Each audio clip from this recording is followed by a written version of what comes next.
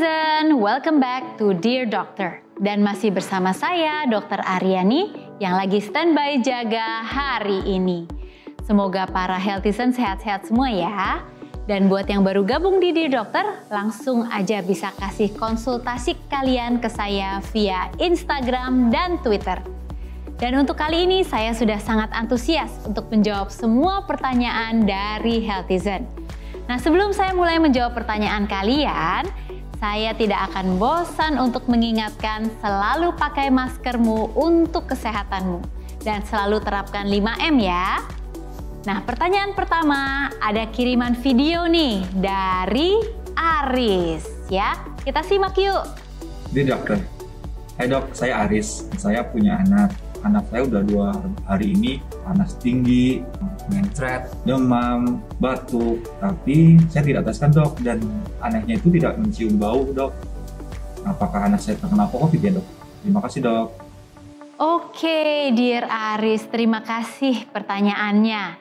Jadi, anakmu ini memang mengalami demam, panas, dan batuk.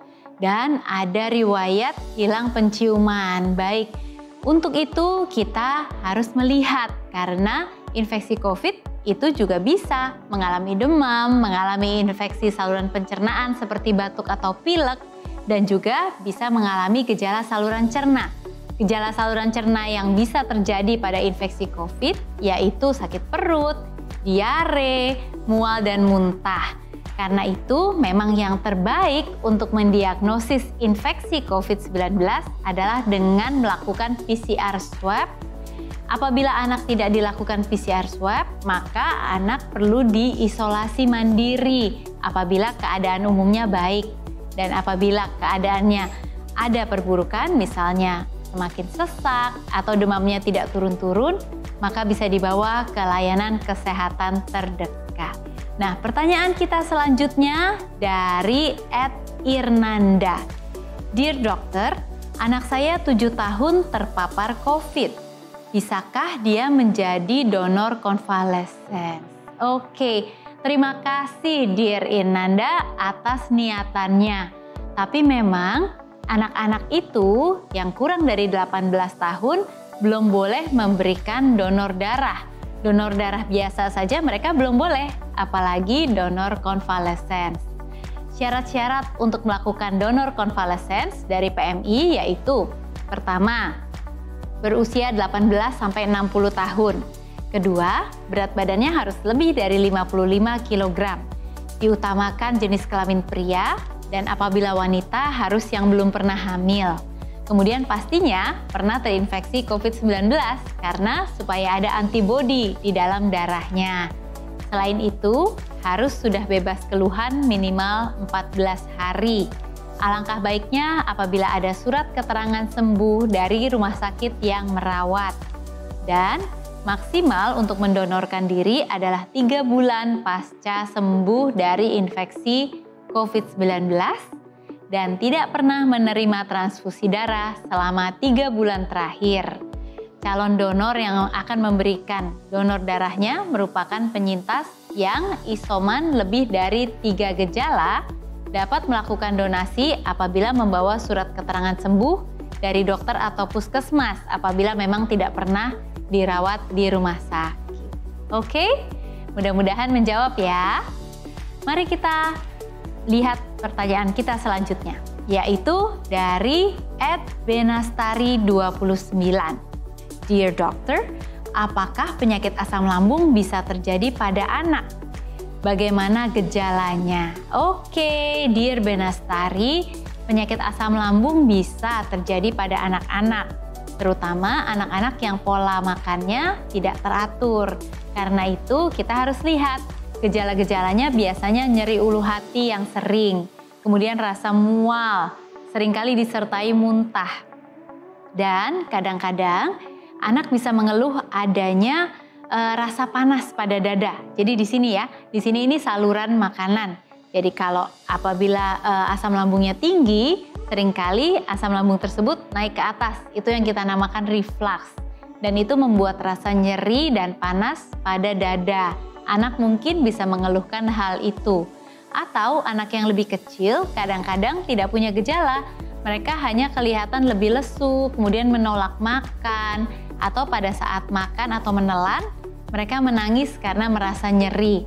Nah, itu juga harus diwaspadai adanya gejala asam lambung. Oke?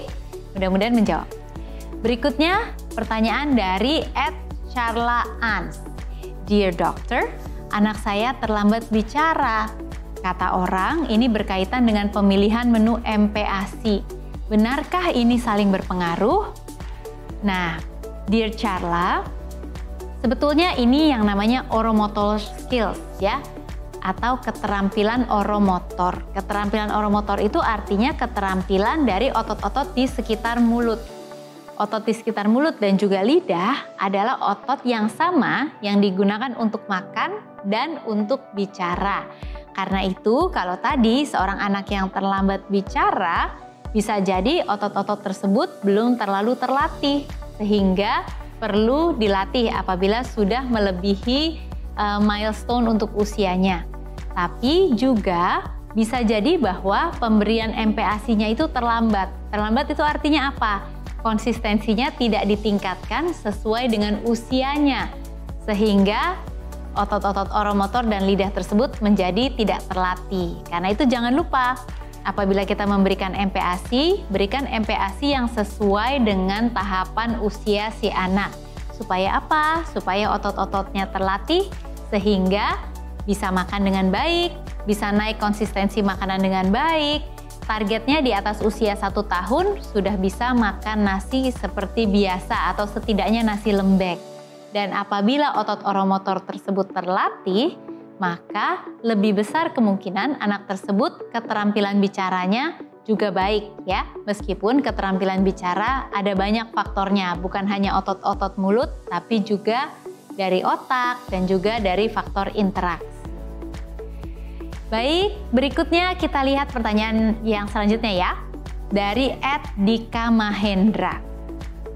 Dear Doctor, bahaya nggak sih kasih balita kopi dan minuman bersoda? Oke, baik. Yang ini berkaitan dengan sebetulnya kafein. Kafein itu selalu kita asosiasikan dengan kopi.